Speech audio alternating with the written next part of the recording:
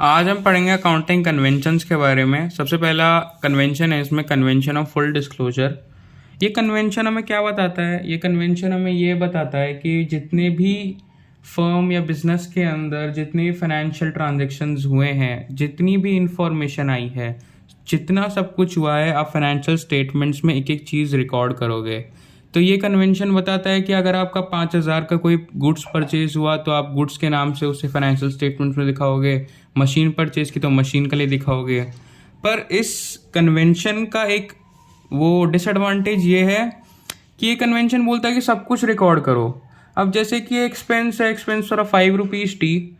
अब आप ये रिकॉर्ड करने जाओगे, मान लो 365 दिन में 4 बार चाय आती है और 4 बार 5 रुपए की चाय आती है, तो आप ये रिकॉर्ड करने जाओगे। ये रिकॉर्ड करने जाओगे, आप जब एज अ यूज़र एक फाइनेंशियल स्टेटमेंट को देखोगे और आप इसको देखोगे तो आपके लिए कोई फ़र्क नहीं पड़ेगा इससे।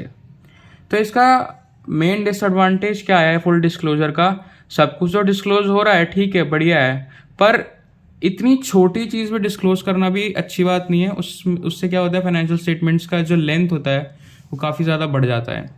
तो इसी का ही एक एक्सेप्शन आया, कन्वेंशन ऑफ मटेरियलिटी। मटेरियलिटी का मतलब होता है कि जो चीज़ फाइनेंशियल स्टेटमेंट्स के हिसाब से यूज़र्स को इम्पॉर्टेंट लगे, वही चीज़ आप फाइनेंशियल स्टेटमेंट्स में डालो।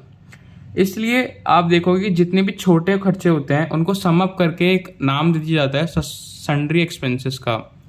तो सन्ड्री एक्सपेंसेस का इजाद कन्वेंशन ऑफ मटेरियलिटी की वजह से हुआ, जो कि एक एक्सेप्शन है कन्वेंशन ऑफ फुल डिस्क्लोजर का।